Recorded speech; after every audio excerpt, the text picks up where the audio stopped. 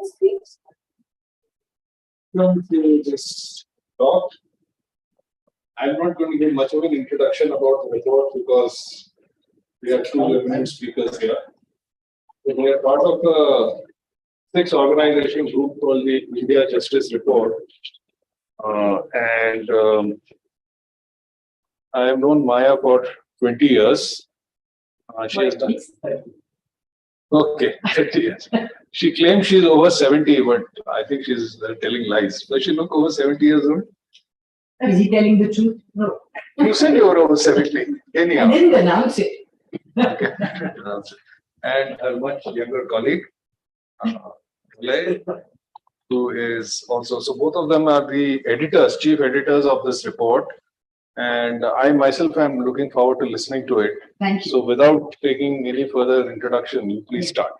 Okay. I will sit there. Sure. Anyway. So. Are they recording this or not? Then they'll have to. Okay, thank you. All right. First of all, good afternoon, and thank you for being here. And it's a slideshow, and to which I will speak.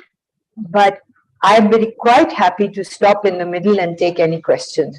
So if we can make it more of a conversation and less of a talk, that will be quite nice.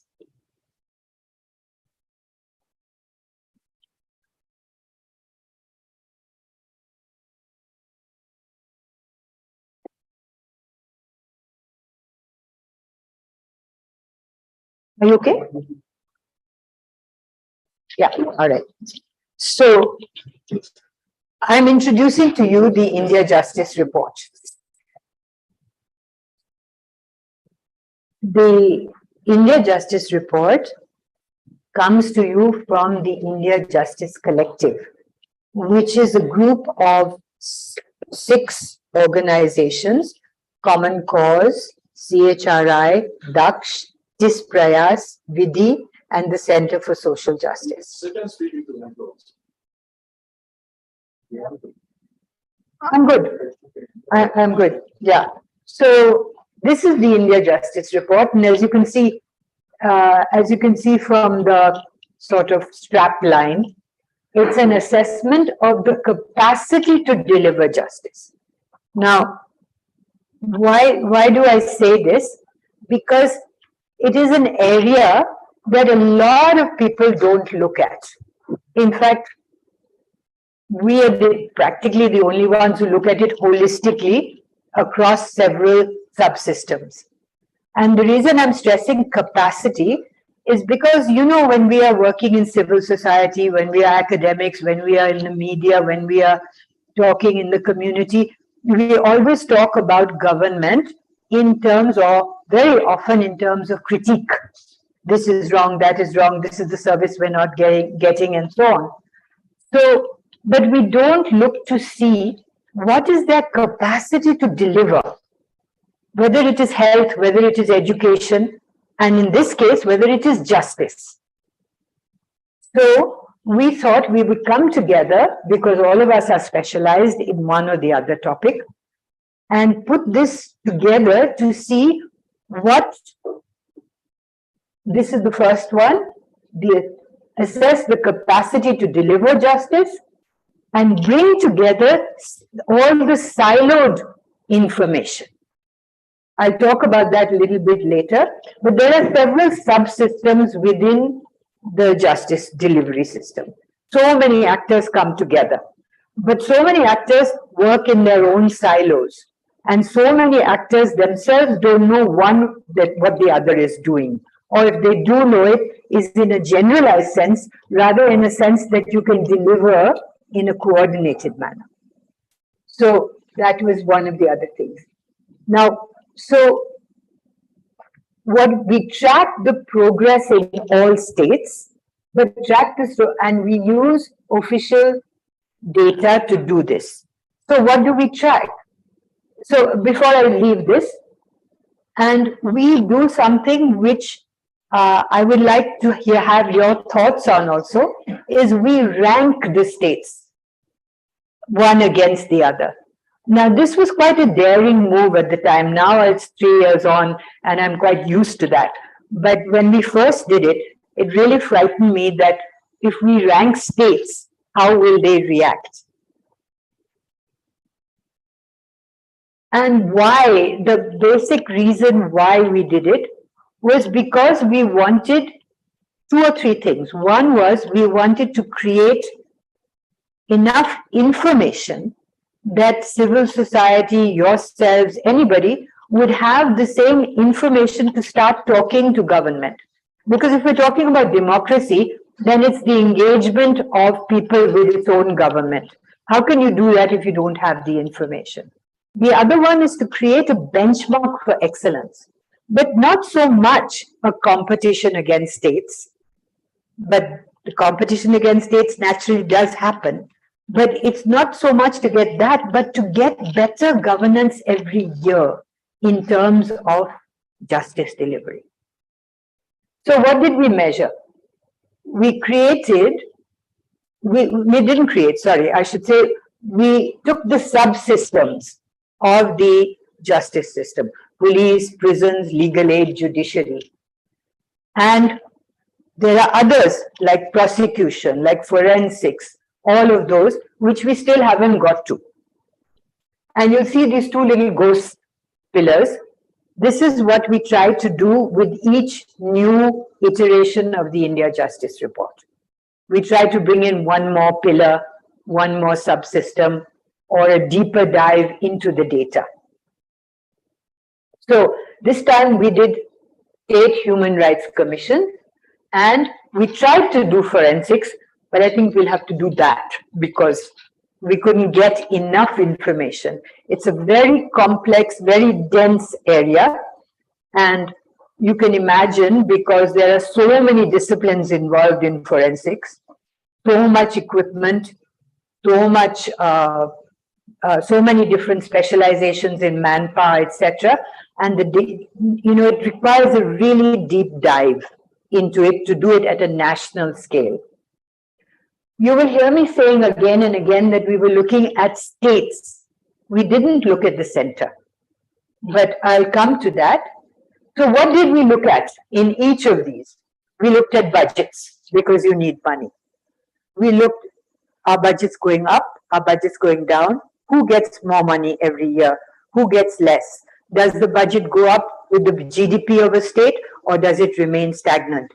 Does it reach inflation? Does it keep equality with inflation, or does it not? So what in real terms is a budget? Now, while even as I'm speaking about it, not all of this is in our reports, but you can get a sense of it.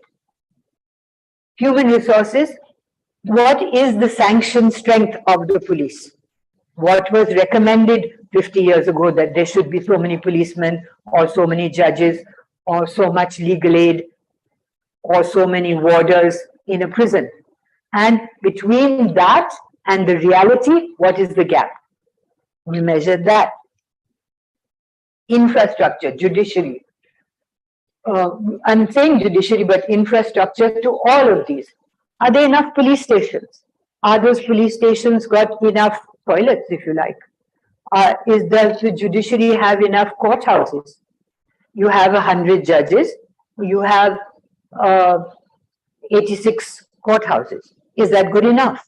What does it do to delivery of justice? If you have 1 judge who sits in the morning, 1 judge who sits in the afternoon in the same court, you call it a specialized court, is that okay? Should there be separation? Or are you just doubling up with something that you have half of? Then you have workload. If you have so many vacancies, or if you have such a shortage of manpower, or if you have designated that I have this manpower, or you should have this manpower, but you haven't given the manpower, then what does the workload look like? The kind of workload that we're talking about in terms of judges, as I have written in many of the things that I write, to my mind is just an impossible workload. Impossible for the judge to actually produce justice, and and impossible for the user of the court system, that is the victim or the person who's the dispute, who's the litigant, to actually hope to get justice. So if you're starting from that low level, what do you need to do to change that? Then we also took diversity. Now, diversity, it should perhaps be in another color because it doesn't fit into the infrastructure, etc. But the bias that we had in the report was that if you are delivering justice, you must be able to demonstrate justice. You don't demonstrate justice if everybody on the bench or in the among the police or among the prison warders are all of, say, one color, one caste, one religion, one linguistic group. I didn't say that, but one gender, yes. Indeed, one gender. Now we have 3 genders, or we have more than 3 genders. I don't know, I've not been calculating. But we have that. So, gender diversity. People will argue, why did you put diversity in? It's a proof of your bias. Yes, it is. There's no doubt. We have to come to measuring justice through a justice lens. And the last thing is trends. We did this trending to see within one report and the next, what changes have been made. Have you improved? Have you not improved? And we've also done it over a 5-year period. And that is where I think the rubber should hit the road, is that people who live in a state should be asking, why is my state not doing as well as another state? Or why has it remained at the same level as ever before? Okay. Now, so we wanted to be fair, naturally we want to be fair, we want to be credible. So we ranked the states according to whether there were more than 10 million people or whether there were less than 10 million people. And the ones that were unranked were the places where there is the Armed Forces Special Powers Act extant for many years. Because we found that where the Armed Forces Special Powers Act is, the justice delivery system has become so skewed in terms of mainstream democratic delivery that we did not want to rank them. And it didn't compare with any of the other states. So while we've given all the statistics here, we have not ranked them. Similarly, the union territories, that is, they are funded by the center. They have sometimes more advantage, and sometimes one state is so large, like it used to be Delhi. You can't compare Delhi to Daman and Diu. But now the Delhi itself is a state, but we still haven't. It's a half state because the money comes from the center. Then the police are not, the police are central, but the prisons are state, and the judiciary is somewhere in between. So we didn't do that. And yeah, so this was the clustering that we did. So you could compare like with like. Sorry, did we shift one or? Yeah, okay. So no, I seem to. Yeah. So who won, who lost? Before I go into the more technical stuff, who won, who lost? You will see the ranks in 2020 and 2019. So where you see an arrow like this, it indicates that the state stayed where it was. Otherwise, these chaps, Tamil Nadu and Telangana, went up. Punjab stayed where it was. Kerala stayed where it was. We are in Karnataka. So this is Karnataka, went down from 6 to 14. So, I mean, the question arises, well, why? I will talk about that. But before, and so you can see in the small states. Any of you come from the small states? Nobody does, so no particular interest here. So over here, kindly see, did any of you come from outside of Karnataka? So where do you come from, ma'am? Telangana. So you can see that Telangana is doing pretty good. And where do you come from? Uttarakhand. Not so good, huh? Huh? Yeah. अच्छा, इन्होंने कहा, हमने नहीं कहा, हम तो केवल statistician हैं। अच्छा, कहाँ से और कौन से है? Ma'am, where do you come? West Bengal. Madhya Pradesh, somewhere in the middle, I think. Down. Okay, Madhya Pradesh. Now, can we see? Okay, let's just talk about this a little bit. दूसरे लोग हैं. Look at, just take out your pens and pencils and calculate Uttar Pradesh, the largest, most populous state in the country. Madhya Pradesh, heavy population. Just see what these poor chaps are having to put up with in terms of justice delivery. Still, you see, even the top ranked state is 5.77. Yep. I don't know how about your pass marks in IIT are. When I was little, the pass marks used to be 60. Pass marks. And then above that, then 80, 85, you went up to distinction. Yes. Andhome Kannada. That's, yeah. Sorry, yes.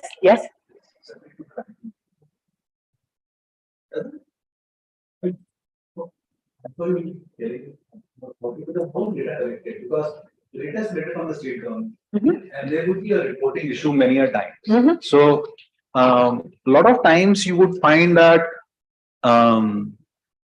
more reporting of a crime is happening at a particular place, therefore the ranking is going down.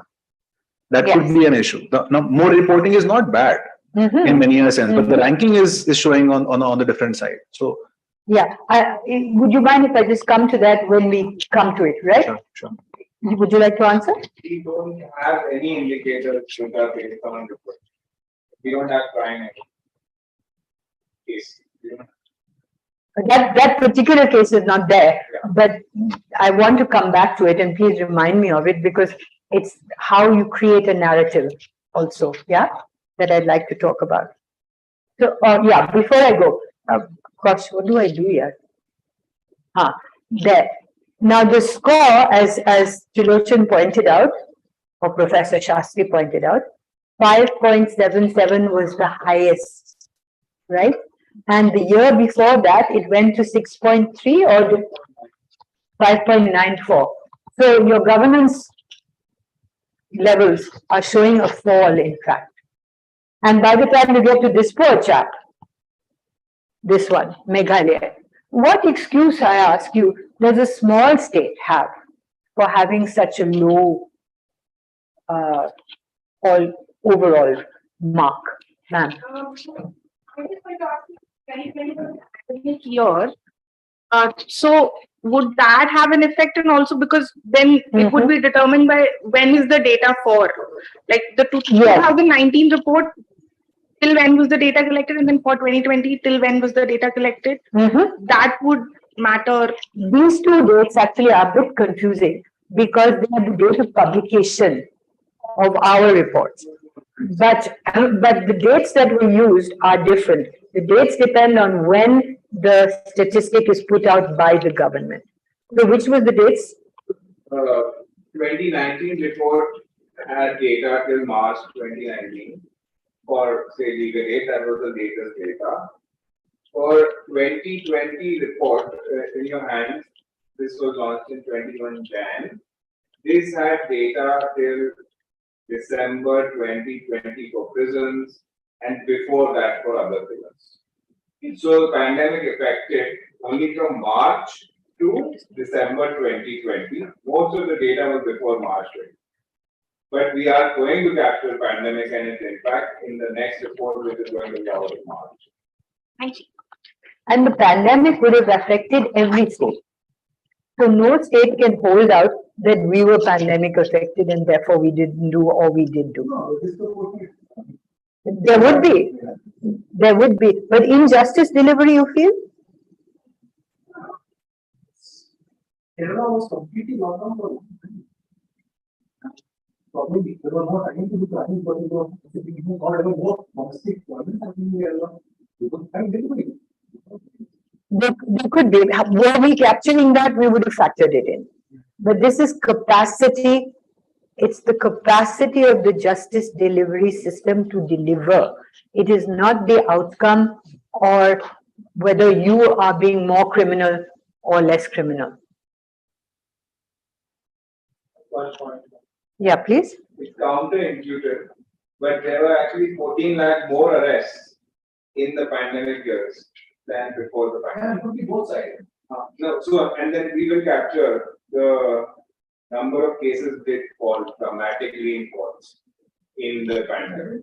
I don't think it's such a big issue. The nation, when you look over the year, we're in a rotten state, and that is a fact. Yeah.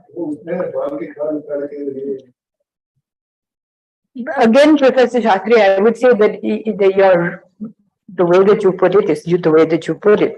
But I would say that the IGR is bending over backwards to indicate that yes, these are the difficulties, but this is the tool by which you can start to think about, or one of the tools by which you start to think about what needs changing.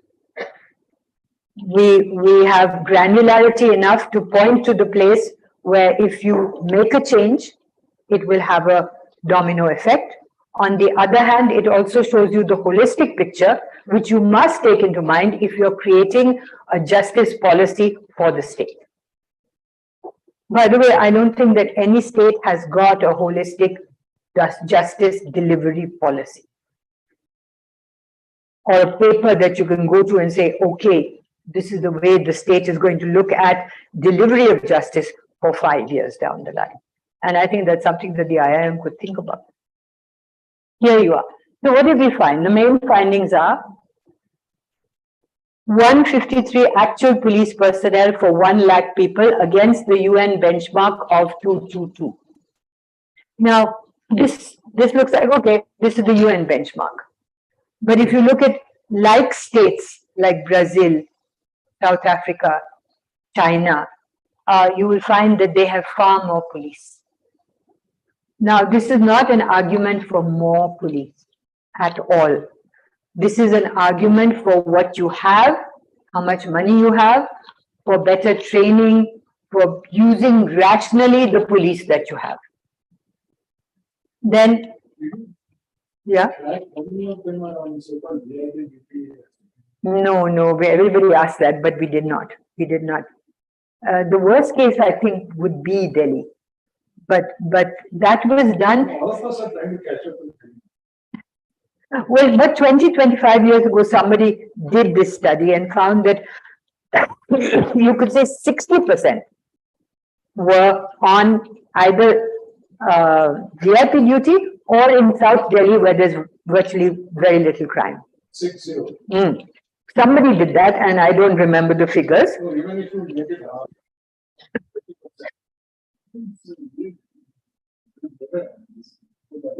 Yeah, if you look at the deployment of police, which is something that CHRI does, you look at deployment of police, you will find extraordinary amount of disparity between the places where there's high crime, but largest numbers of vacancies, and areas where there are people like Malabar Hill and places like that where people are living, where there's low crime, but large amounts of police.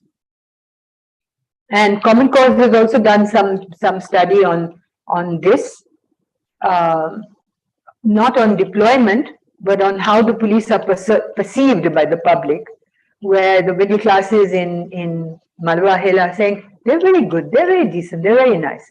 And then the clusters in Daruwala have another view. Okay. So you can read all this. Karnataka was the only state to meet the ST, SC and OBC quotas in policing. Now these quotas capture up to the state level employment. They do not capture the IPS. Then 1% spent on police training and training institutes. Now we complain about the police, but look at the training. Look at what is spent on the training. If you examine the training institutes, the huge numbers, if you take the whole police force and how many people were inducted, and then there's two kinds of training, the induction training and then the mid-career training and the promotion kind of training. And then there should be a specialized kind of training, say on DV or women or whatever it is. None of this can be done if you don't have the infrastructure, even to train those people who come in for induction. And all the details of it is in the report. Legal aid clinics. Legal aid clinics are, in my view, I don't know how many of you have looked at legal aid as a topic at all. Has any of you? Well, legal aid is very interesting. 80% of this country is eligible for legal aid. All women are eligible for legal aid. ST, SCs, certain other categories are all eligible. The means test applies to those people who are indigenous. What do no. No. Indigent. That's the word I'm looking for. Poor. Indigent. Poor people of a certain means, they can apply for legal aid. Legal aid has got 4 or 5 mandates. And one of them is legal literacy, one of them is representation, one of them is counseling, and one of them is compensation or something like that. So, but I'm asking if any of you have thought about how much representation do they do, and with that kind of mandate, how much money should they be getting instead of being the poor boys of this system? Why has legal literacy, constitutional literacy, fundamental rights, election, knowledge about elections, why has this not spread? Why does everybody know that they can, that they have one vote and that is secret? Most people will know that, but they don't know that they have equal rights, or they are equal before the law, or they are not subordinated. Why is that? Those are the questions that you guys should be framing. Okay, and then there's supposed to be a legal aid clinic for every a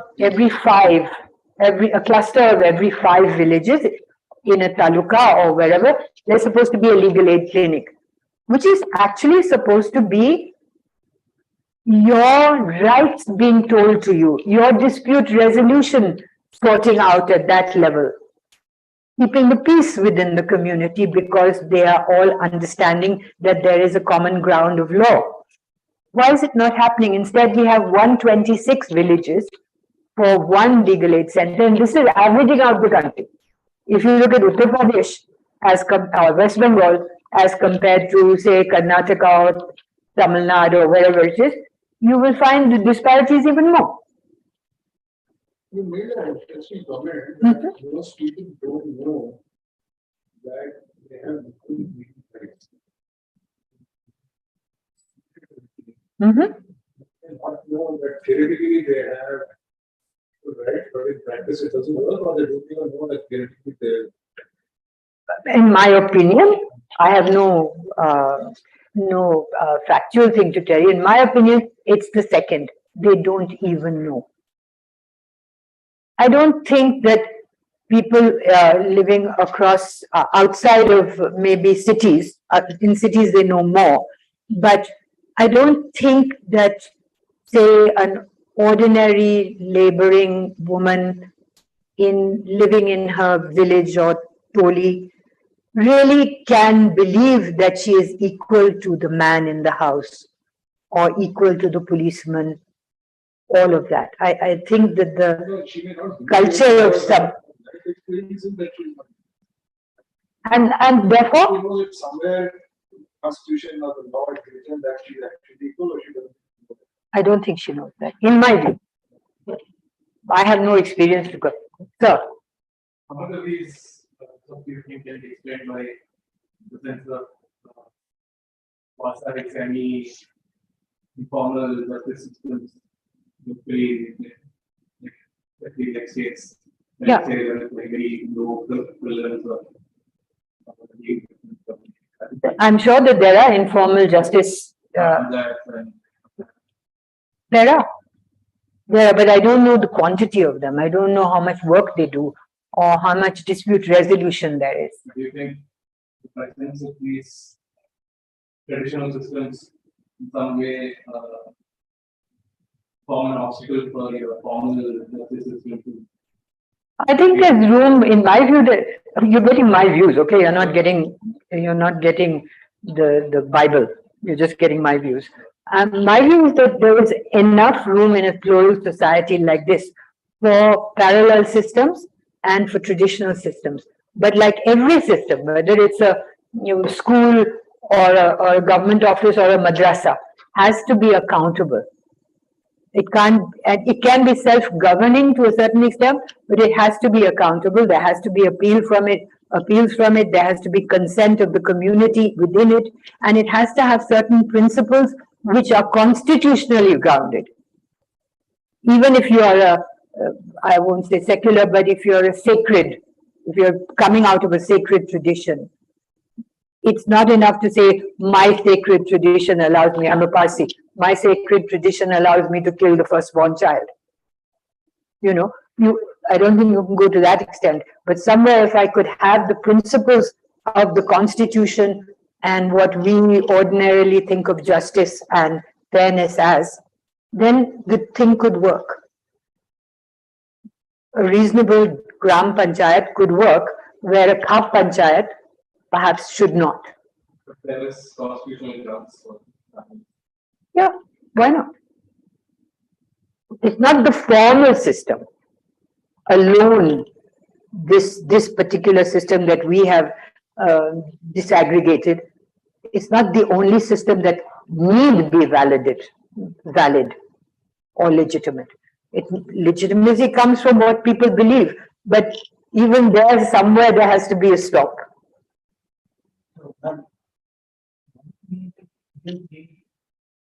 The lower court or number of registered observation. No, it is the institution that the legal aid authority under the Legal Aid Act puts in place in that area. It may have counselors, it may have referral, it may have advocates, it may have, what is it called, PLVs, paralegal volunteers, but it is the go-to place if you want to know about your legal rights or your dispute resolution. Not necessarily that everything will be solved there. There may be referrals. No, my point is that it's not a constitutionally mandated body, right? Then it cannot be. It is constitutionally mandated in the sense that it comes out of the statute, the NALSA statute. The National Legal Services mandates that this such a clinic be set up in a reasonable cluster of villages, but justice is accessible to them without traveling to the district headquarters, taluka headquarters, or so much. That is the idea, but it's not being enforced. That's what we are having. Is that okay? Yeah. Okay, lastly, before I leave the slide, sorry, I'm taking too long over the slides, and you should stop me where you need. Participation of women across the justice system. As I said, we want parity, representation of all kinds of diversity within the justice system. But where do we find ST, SCs and these people, women? At the lower level, you will find a welcome for them. As you go higher, the glass ceiling hits in immediately. So you go from the subordinate judiciary, you might have it in a place like Goa, you may have 40% or 60% women. As soon as you go up the bench, you're in single figures, 1%, 5%, 3%. So they're all clustered in the bottom ends. Same with police. I'm not sure about legal aid. Legal aid Does not have. But we have a lot of lawyers in legal aid for women, but they don't give a tell us how many DLSA secretaries who are judges are women. Right. Yeah. Okay. So the authority. In a way, all this data, etc., is in a way affirming what we know as generalists. But now that we have facts and figures behind them, then the argumentation, the narrative becomes stronger. Sorry, have we got to the second one? Is this the first one? And no, This the is what next you one. were just talking about. Okay. Wasn't there? You skipped the first one. Did I skip the first one? Wait, sorry, I don't seem to be knowing where I'm going. Yeah. Aha, yes, I skipped the one. So, prisons, let's look at prisons. For every convict, there are 3 under trials. The under trial thing has gone up from 70 some percent to 77% and now further up. So, what is happening that you have more and more under trial people? And when I say under trial people, I'm looking at all of you because you can be an under trial very easily. Why should you be in that category? Someone puts you away and then you can't get out of it. And mine?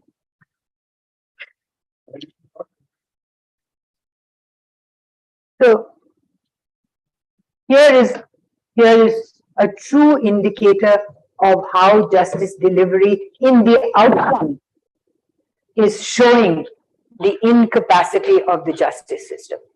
Prison occupancy. Naturally, if you've got 2/3 of your people as under trials, you're going to have overcrowding. But if you have overcrowding, supposing we removed half of these, you would immediately go to some reasonable level of occupancy.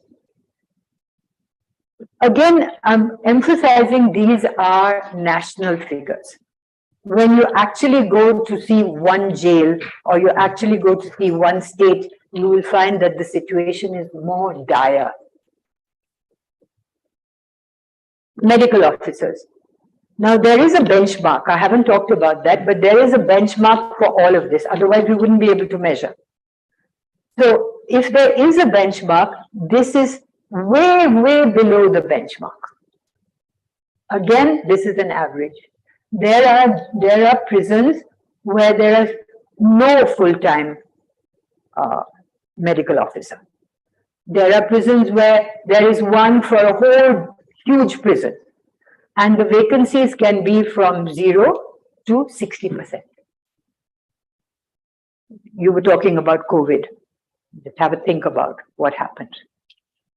Okay. Cases pending for 5 years.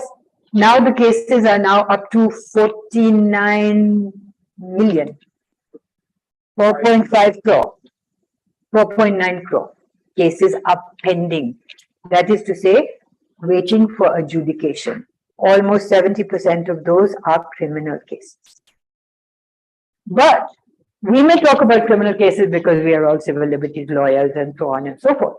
But what about the commercial sector? What is the loss to the country of having commercial cases pending? Dispute resolution for commercial ties up huge amounts of money, huge amounts of progress. And that is one of the things that we wanted to talk about was we can't do this. We're the Justice Report. But is there any interest, enthusiasm, or does something click in your brain and say, we have to calculate this to show that if the justice system doesn't improve, we're going to be in a mess in terms of slowness of, you can have 1 million startups, but if the 1 million startups can't get to the next stage because it's tied up in litigation, then what? Infrastructure, court hall shortfall hovers at 14%. Judge population ratio stands at 14 judges, when in 1987 they said we need 50 judges. We need 50 judges per 10 lakh population. Now they have changed this as a benchmark to, well, how many cases do you have? How many hours do you spend on the case? Let's analyze that and then work out how many judges you need. Because some cases are very easy, some cases are very complex. Whatever it is, you're not serving the public. This modernization grant is the grant that you get from the center, and depending on its utilization, we have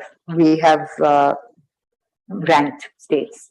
Like you said, 4.5 crore cases or whatever. Oh, Any number on, approximate on how many people are in jail in this country? yes. The inflow outflow is about 4,50,000. Get to population. Then it must be 7 or 8 lakhs. Yeah, it's about price of that, gain and that. People who come in, go out, come in, go out. Who are the people? As of now, how many people? You can look that up. At the end of the year, it was But it's about 4.5. 5 lakh people. Yeah, between 4 to 5 lakhs. Which allows people to say that it's actually a low incarceration rate in this country. But out of the 4 to 5 lakhs, 3% of them are under trial. Under trials, and out of those under trials, large chunk belongs to certain sections. There's a disproportionate amount of ST, SC, Muslim, Minorities, uneducated, or uneducated or socioeconomically poor. that is, I would say 80%. I'm just saying this figure, but I'm sure that it's around there, 80-90%. Unless we start catching certain people who rule us and all that, that will be the figure. All right. Have I gone to the next slide, or have I jumped? Women, how is many years? This is very interesting. The rhetoric is that women must be equal, right?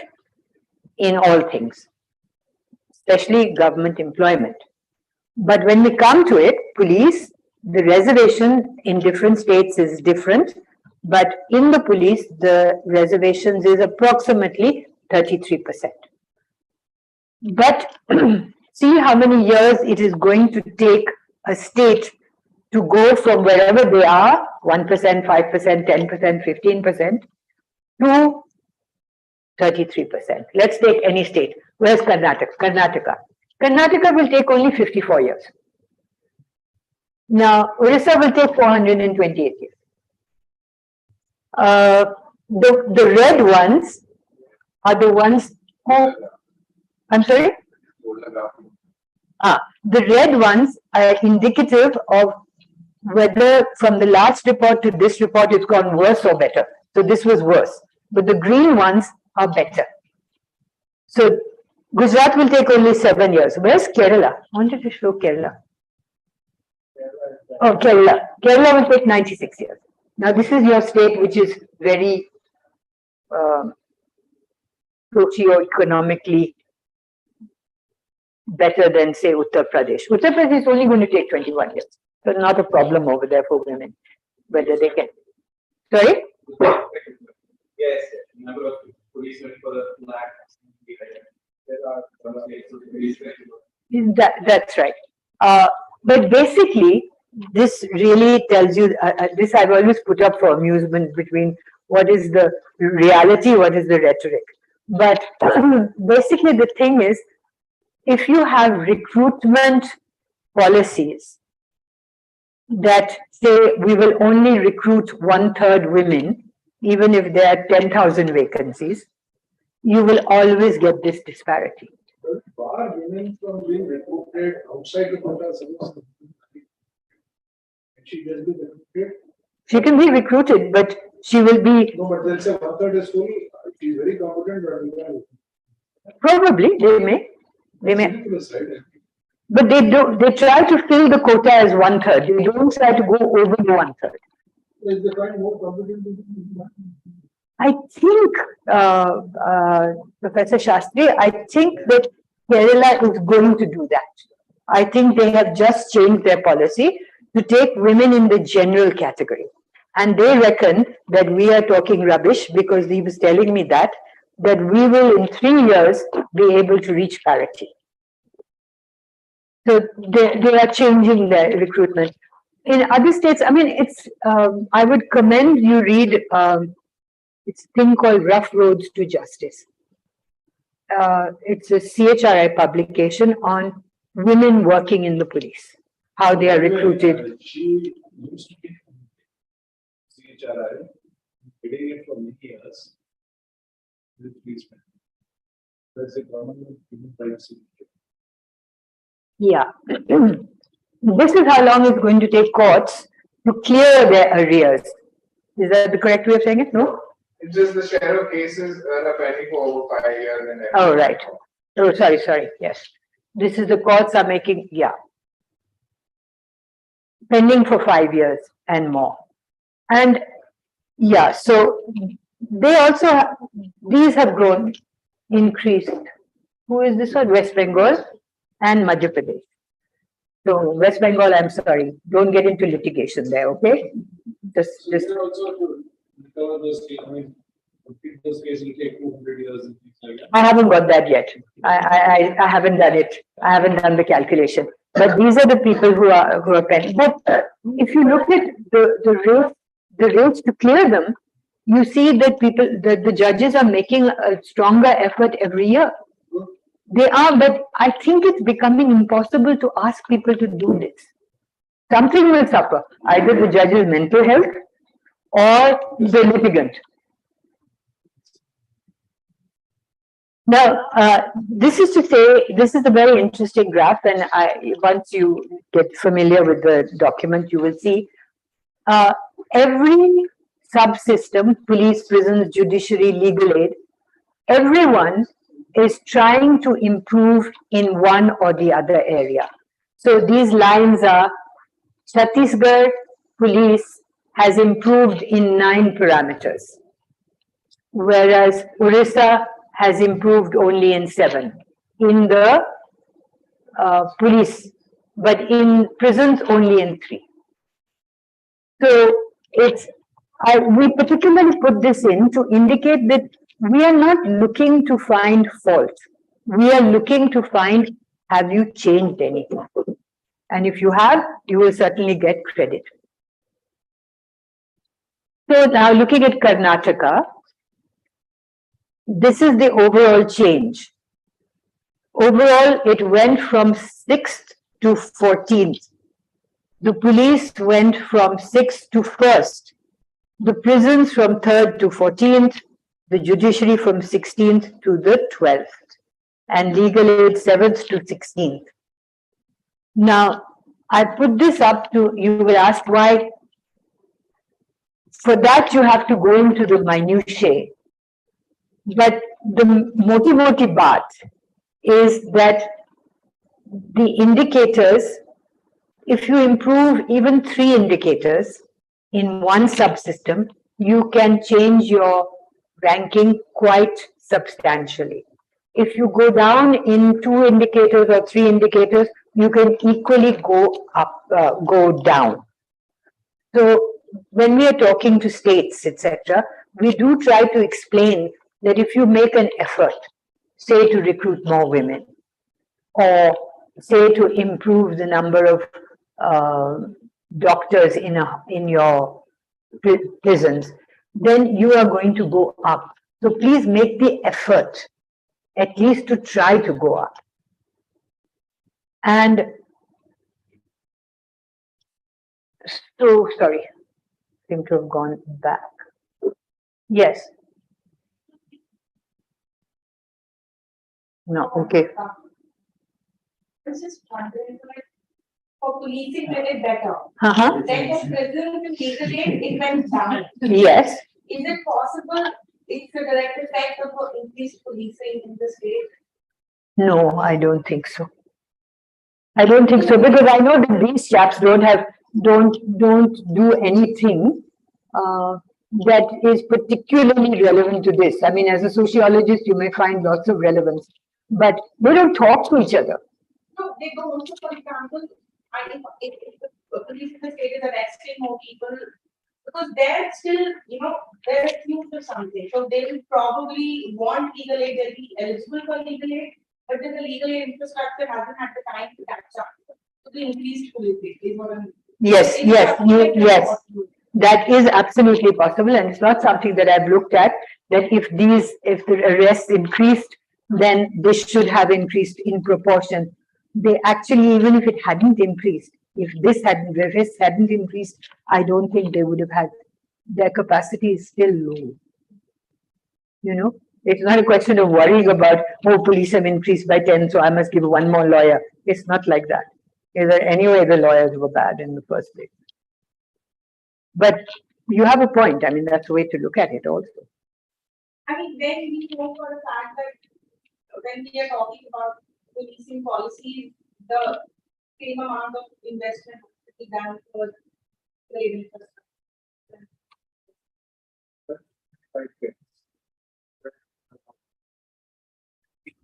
Legal aid department head talking to the police department head and saying last year on 3 years average we arrested 6 lakh people.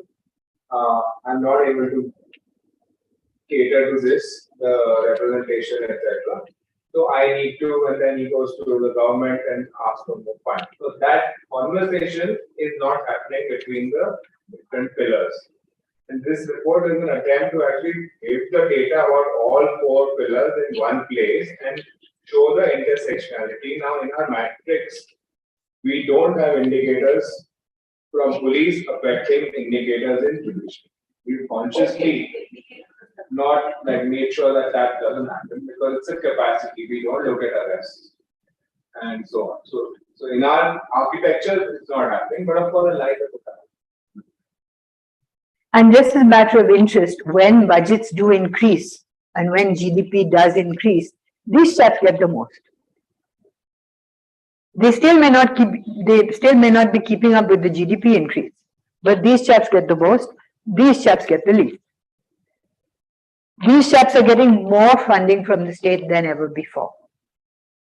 I think because people are seeing also in terms of politics and governance, that if we carry on with the kind of inequalities that you have seen in the report from Oxfam just now, 2 or 3 days ago, you are going to find yourself in deep unrest. So your adjudication mechanisms, etc., have to become localized because this lot can't look after it. To add to the Maya's point, so per capita spend, the recent measure to assess priority of investment and so on. Per capita spend on police thing is about 1100 in the latest year. Judiciary 147, prisons 49, and legal aid 5. Per capita spend, Per yeah, capita. yeah. This is And- the national resources divided by population.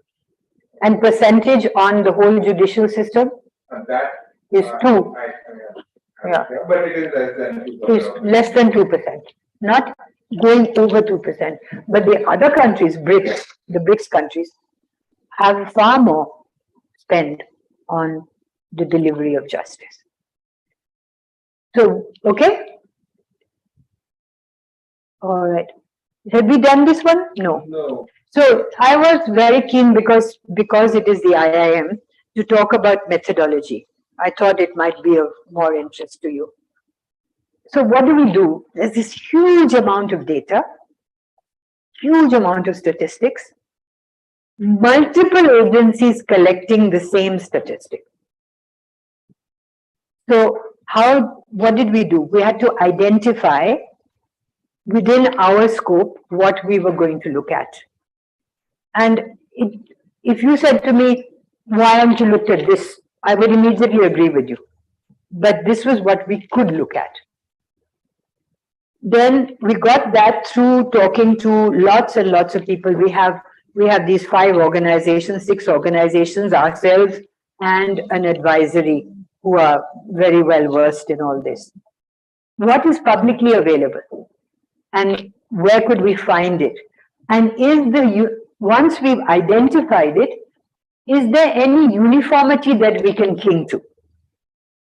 We can't do apples and oranges, but does every state collect oranges? Does it collect it in the same way for the same time slot? That also limited us from 200 possible points to only 87 indicators, which we could take. And then what to do with this? We could not bring in our own biases. If you were talking to me, I would say, listen, every time the police are not given anything, mark it up twice because they are very essential. Or diversity. If you haven't got diversity, then I'm going to mark you 5 down. But we didn't do that. We just kept it as even. Everybody got 10 marks, all marks out of 10 or 1. So it was just that. The sources of data I will show you just now in a minute. And scoring an indicator, every indicator scored, this is the one I just told you about. Yeah, this game. Sorry? Did anybody have something? It will be one or The indicator was 1, but from 1 to 10, you were weighted against, the best one was 10. The best one was 10. So even if you had 5 vacancies still, you were still 10 because everybody had 20 vacancies. I think the 2 points, right? Please. Weightage is 1 Hmm. equal. So we're not putting any value, higher value, different value. So it means vacancy is kind of a wider lead. You can see diversity, workload, whatever it is. I think vacancy is more important, or diversity is more important in the scoring. And the score is on 10, 1 to 10. So the least performing is getting a 1, the best is getting a 10, and the highest score is affecting the other scores and so on. So if other scores for stage do better, even though you're also doing better, you'll still be not as good. Like how we rank our it's relative to the performance of others. Not against any benchmark. In some cases, it will, but then the benchmark is same for everyone. If the deviation from the benchmark would decide, if you meet a benchmark, you all get 10. There are actually instances where everybody is 100% and everybody is getting a 10. And like the LSA secretary, now all posts are more or less filled in the country. So now we need to decide whether we want to drop it in the next. Like it's already been met. So there's no point trying to highlight. There are a couple of those. I think very non-data crunching part because it is all fascinating to and interesting to understand. Let's say for example, let's say you're on call, women staff being efficient in the police.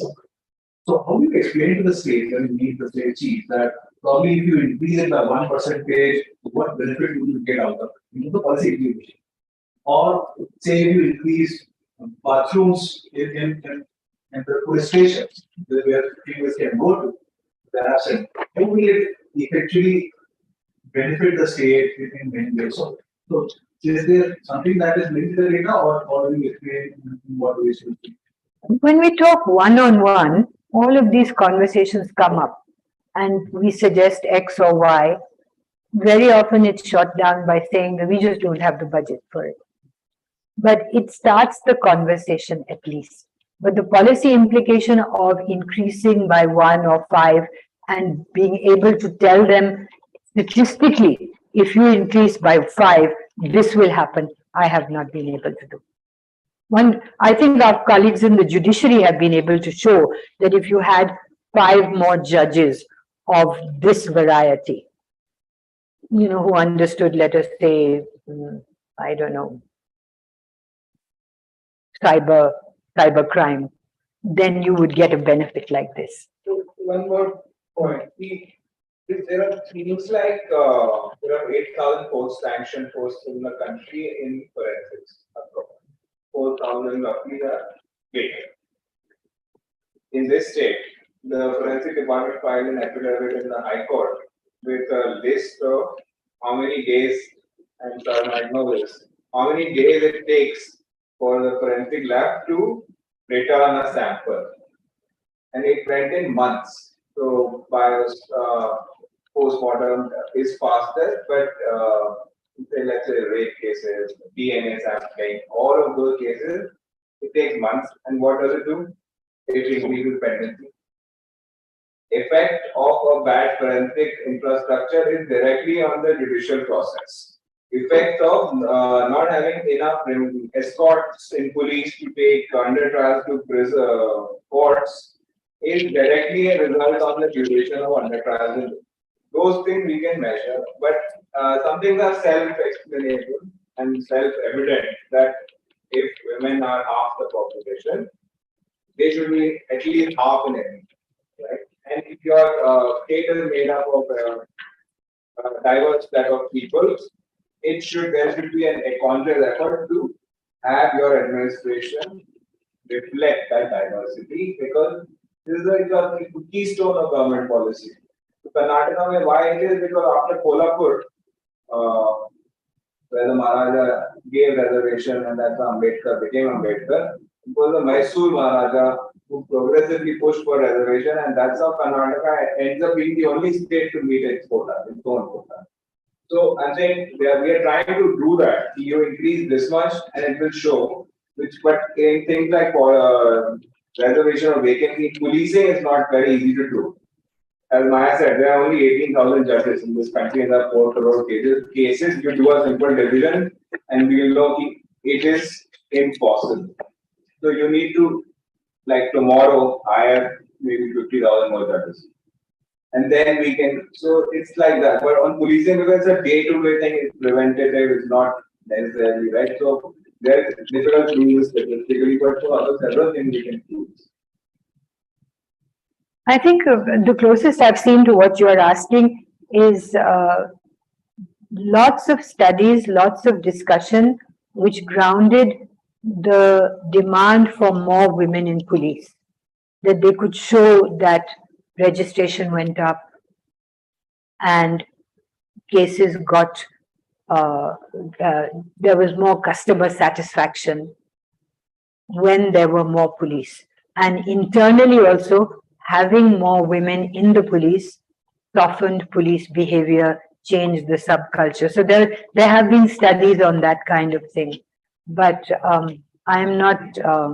This report is justice report, right? So having the restrooms in the police station may not really give any economical implication. It's having it itself is the justice report. But most of the variables, like your indicators you are using here is inclined to that, right? What I'm saying is that the process itself is the outcome I'm saying, right? Maybe in some cases we may have to show the states that if you do this, this will increase the employment or GDP, whatever. But for in some cases, there need not to be the consequences. Correct. The having that, implementing that part itself is enough. It's the outcome. But you know, it's interesting the other way around, which is that why are there not enough women in your police, Maharashtra? Because I don't have toilet. That's the other way. So then you have to argue with, all right, you don't have toilets, why don't you change all the men's toilets to women's toilets? Yeah. But that has never been thought about. But getting the conversation through the door, that is difficult. But the conversation should be more focused, as you have suggested. Okay, so somebody had asked earlier where you get all this information from or where the benchmark is. How do you make a benchmark? Where there is a reservation which is measurable, as in Karnataka, then you use the state's own document in statute. This is what is supposed to be. Policy statements, in this category come reservations for women. Some states have got specific reservations which they have put out in their GOs and government orders, etc. Some have said, and where they have not said, we have taken the general rule that 33% was what was promised in some policy document or in an international treaty or whatever it was.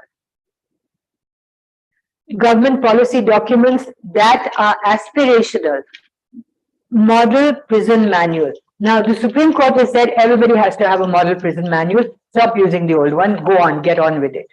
Some states have, some states have not. Government of India has put out, Central Government of India has put out a notification to say, Baba, hurry up. Stop delaying. 9 or 12 states have got, 11 states have got changed their thing to the model prison manual. And so we've taken the model prison manual as the aspirational document, whether or not you have agreed to use it, because that's what you're supposed to do. And then where we just don't have any benchmark to go by, we've gone by higher the better or lower the better. Higher the better would be Overcrowding. overcrowding. Share of income. Those rural, Rural urban population. the population ratio that is served by one rural police station. Inevitably, it is lower than what is served by the urban. So, where we are comparing different states, how many people in one rural are served by a rural station, rural police station, then the lower the better.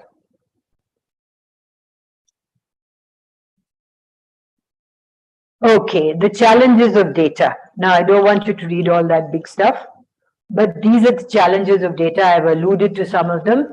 Lack of uniformity, temporal uniformity, disappearing data. Until 2023, 2013, we used to have data in the police about Muslims, but now it's not there. So one religious diversity, all religious diversity is gone out. Then errors in recording data. We are finding that even in some places, you add up the columns horizontally and the last column does not comply with the rest. Two locations will give you different figures. A parliamentary question on disabled judges will say there are 60. The same document, which is the document we use, Vale, for the disabled judges? Department of Justice dashboard. Department of Justice dashboard says 6,000. Parliament says 60 for the same period or within a month or two of each other. We also used to be, we used to resign when we told lies in Parliament. Acha. So anyway, you've either got 60 or you've got 6,000, we don't know. And if you look at the state-wise reporting, it doesn't add up to 6,000.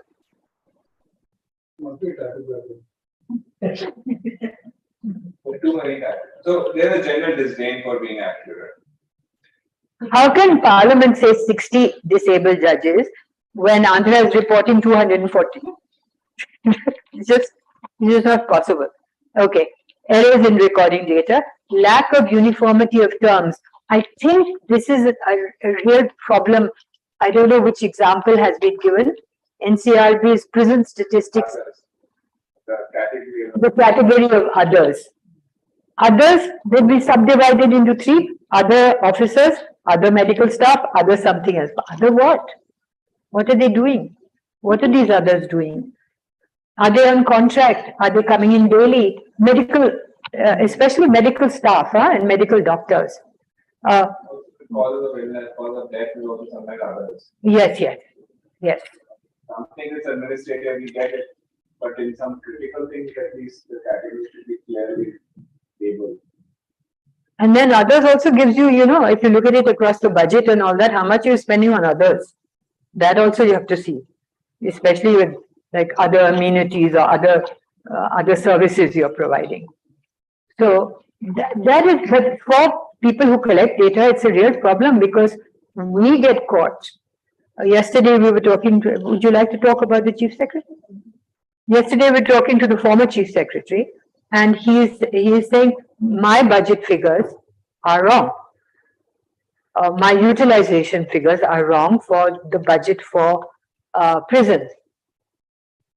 But I have taken them from the NCRB and he is showing me the state and there is 100 crore lakh. So what do I take? Who do I take? And what is the poor old taxpayer to think about what is being spent on prisons?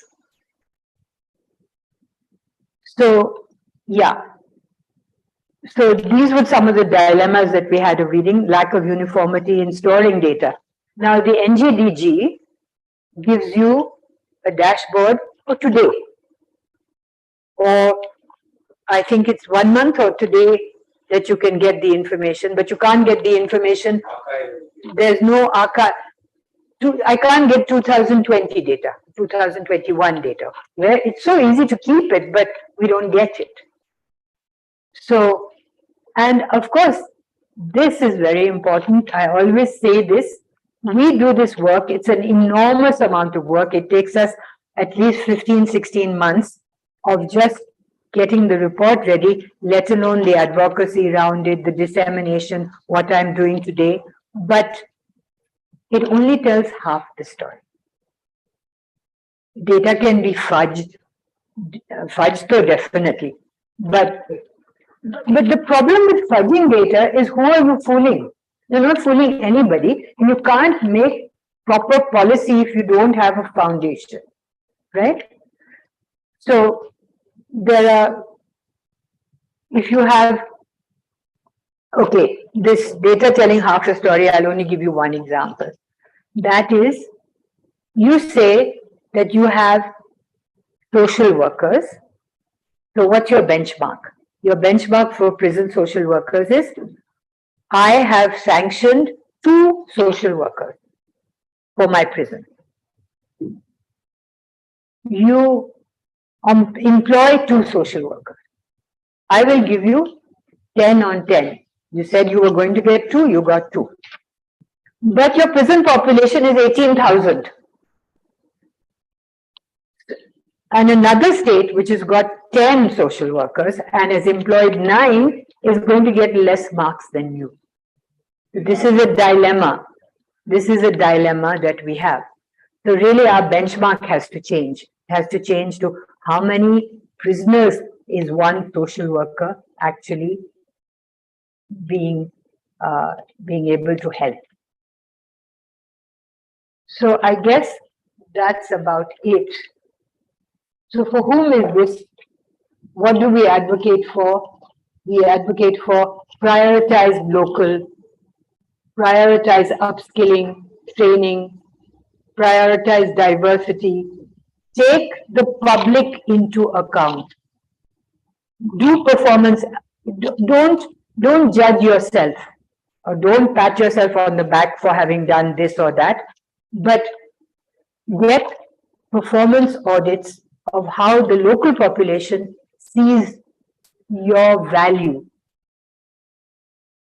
And of course, prioritize good data. Yeah. So some of the, all of the indicators are aggregated at state level, right? I thought some can be aggregated at district and some district level. Will be available. You can aggregate it as at district level, but it's very difficult. There are 700 and some districts, no? So it would, yeah. Does that, I think the applications.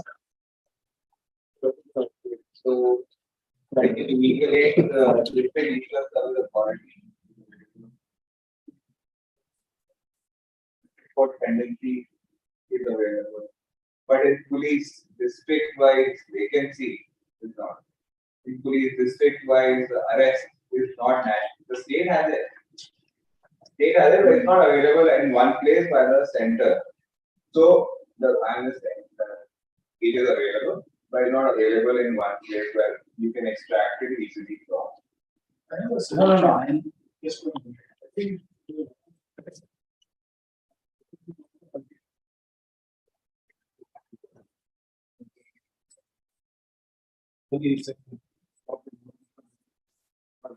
Of course. Of course. Those who want to speak back and continue discussion with this. So, tea and snacks also ready. I'm sorry I took so long. 45 minutes. So, thank you very much. No, really, there's the issue is there. Okay. And there will be a lot of this. Just very easy right now. But the question is, here is the report. Now, who doesn't have a report? Now, do we have the lawyer now? Yeah, okay, I asked you this On the website, in the CSV files. Yeah, that's available at state level. Yes. But I think you created some sort of one. Yes. Will be available at some. There is further disaggregation available in the CSV files, and otherwise, what is not there, we have it. We do have it. But then I'm saying to you, the district level data is generally not. Where else? Reporting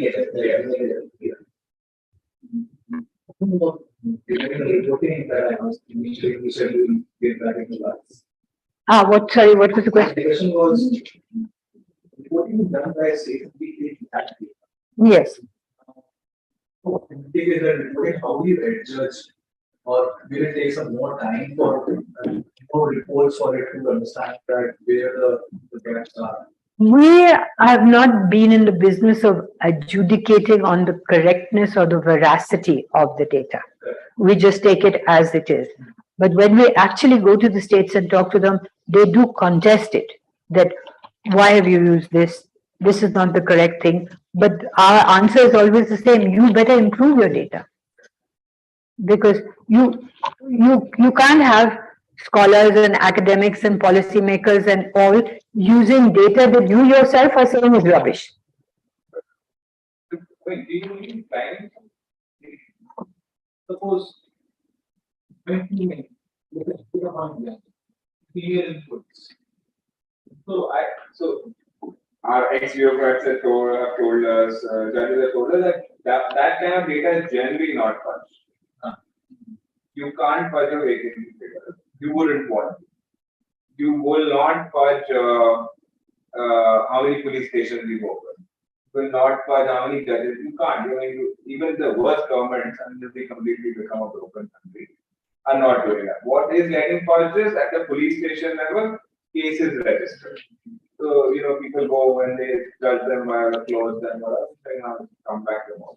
I don't want to judge. And that's why we see only a certain uniformity in even the growth of crime. And it is always like Kerala being high, and the media is falling for the narrative that highest is worse, but actually is good. More litigation means more developed country. More reporting of crime means people are faith in reporting. So we should not be saying like MP has the highest number of sexual violence cases against minors. It does not mean that it's not happening in Bihar as much or in Jharkhand. Yeah. And we don't do crime. We do not go on into crime. But we go much more. The ranking. Yes, to some extent. Where police stations are concerned, legal aid is concerned, there is that disaggregation. And there are stats as well as visualization. There is. So, previously, in police report, one of your indicators is diversity measure cash control, but it's not used for the delivery. Because we is not sharing the data on that caste, how many years, but this time they have on the NJPP, that's digital data grid. We will have it. There is a dependent. But only subordinate court. So not a high court. High court must be high caste now. So if you add that, then the indicators Will change, yeah. Thank you. Thank you.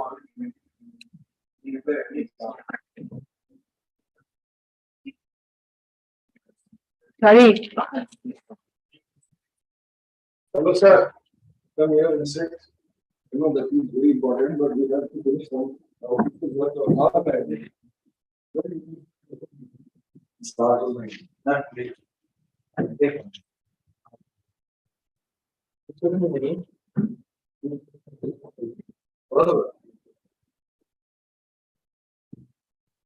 Always you should be sitting on the right hand side of God. Your God. Yeah. Take a report launch photo. Yeah, exactly. Why? Not required. Thank you. That's much better. Put it on the social media and then a lot of people actually see it. Okay. Thank you. Sorry, we took too long.